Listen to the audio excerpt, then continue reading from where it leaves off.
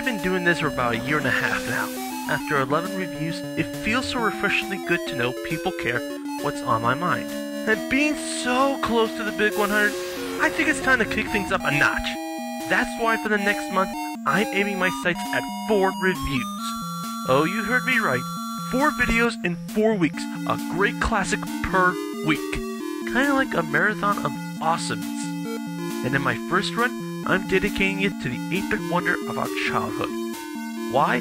Because there's still too many great classics that haven't gotten the attention they deserved. And doing it once a month wouldn't do them justice anyway. So let's get this party started by allowing our guest of honor to introduce himself. I'm Batman.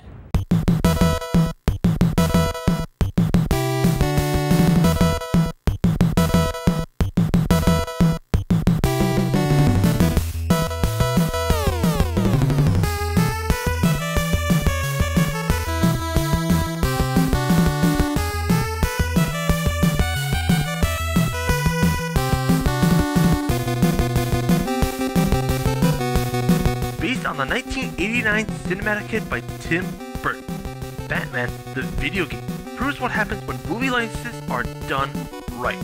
An epic soundtrack, jaw-dropping levels sporting some of the greatest graphics, not just for a licensed title, but for the entire NES library, with the most beautiful death sequence. Let's see it one more time. Sweet! And the action is even sweeter. Playing the Dark Knight never fails to feel so satisfying. Another thing you gotta love old bats for are the gadgets. You got your bat missiles, bat stars, Batmobile, bat plane, but the Batarang is still king. Where does he get those wonderful toys? Now, one interesting addition to the Cape Crusaders moves is the wall jump. Everyone keeps saying it's like Ninja Gaiden, but I don't see why. I mean, sure, they both move in similar fashion, but you're overlooking one little important detail. He's not a ninja. Well, at least not in the game, I guess. Well, he did undergo ninja training, and that utility belt of his is bound to have something useful, and point is, there's a difference. A huge difference. Batman, for all intents and purposes, can't scale up walls like Ryu or drag along them like in Mega Man X. So now it becomes a chain of well-timed jumps, because once you start, you can't stop. While this may seem like a misstep to our favorite crime fighter's character, seeing as he fancies that grappling hook a lot, the designers cleverly centered the game around this simple mechanic, the same way Scrooge's cane does in DuckTales or the boxes in Rescue Rangers. It not only abolishes any setbacks, but turns a good game like Batman into a noteworthy one. As many obstacles and challenges require the use of the wall jump, you not only need to time your jumps right, but control their strength depending on how long you hold the A button. This added a new avenue of platforming that hadn't yet been explored around this time. It's such a creative idea to be so fluidly and flawlessly introduced in a movie-based game, no less. I see no reason not putting Batman right up there with DuckTales and Rescue Rangers. Albeit, Capcom didn't mastermind this work of art. That honor goes to Sunsoft. And you can't talk Batman and Sunsoft without mentioning the sequel, Return of the Joker. And I know what you're thinking. Return of the Joker? When did that happen? Wasn't the sequel Batman Returns, featuring the Catwoman and the Penguin, and not the Joker? And didn't he die in the first one?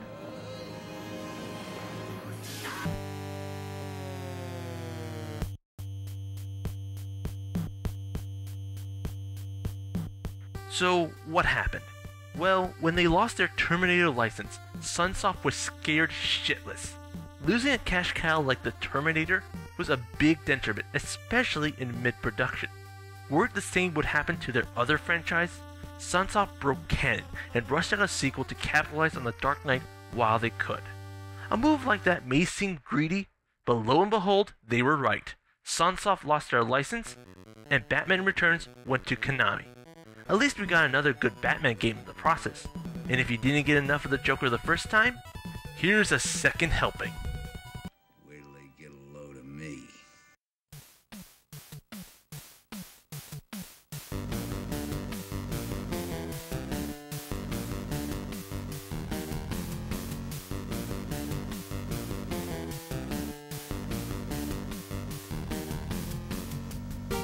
Batman Return of the Joker comes off as a Mega Man ripoff. It shoots like Mega Man, it slides like Mega Man, you can charge a weapon like in Mega Man. Even some of the music sounds like Mega Man, according to this guy, I think. The only difference is you can shoot straight upward and... radius? Well, you gotta admit that jetpack looks freaking awesome, and going Super Saiyan is a plus. Yet I am sad by the fact that the developer stripped so much away from the original.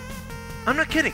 No batarangs, no ninja stars, no bat punch, not even the wall jump, which is the most disappointing thing. I was really looking forward to them building a better game for it in the sequel, and all that's left is a missile launcher modified into a bat gun. Take my advice and stick with the C-Shot, but don't count Return of the Joker out just yet. It may not be the blockbuster game the original was, but comes pretty close. The graphics are pretty damn impressive. Batman's bigger and more richly detailed. Heck, some of the areas and enemies look just as good. That tank looks freaking spot on for an 8-bit sprite. Sunsoft really outdid themselves this time. But graphics aren't everything. We can't forget Sunsoft's top-notch tunes.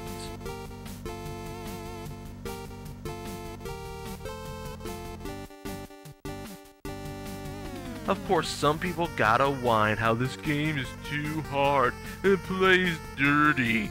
Is it just me, or is this nerd bashing good games lately? Joker's a cakewalk here, even in his final form. As long as you zigzag between his attacks, he and his bubbles are no sweat. A cool breeze compared to dying in 3 shots. You fucking cheap bastard!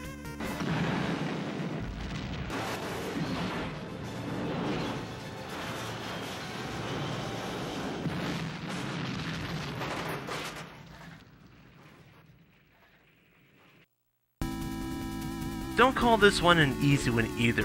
There are no health items whatsoever. You're mostly stuck with what you got. So pay close attention to that life bar, cause it's pretty easy to fuck up since there are lots of ways to get hurt and no way to recover. If you can memorize enemy attacks and learn how to avoid death traps, then it's no big deal. Including a short and sweet 4-character password, there's really nothing to complain about Return of the Joker or Batman. Except one thing.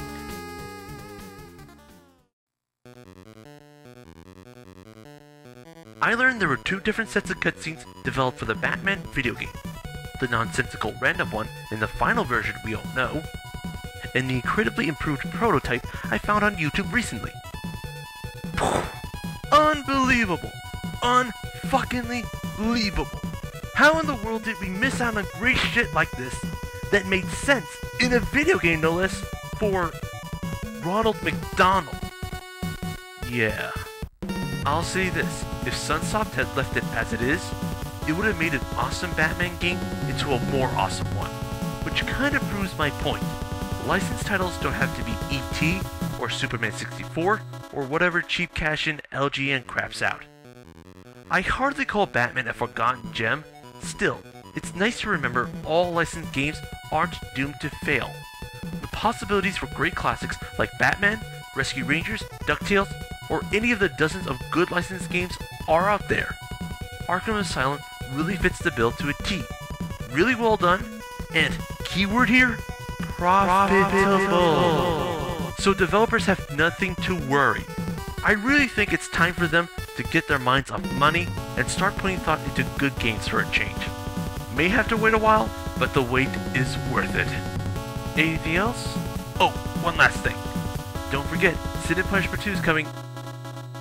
Motherfucker!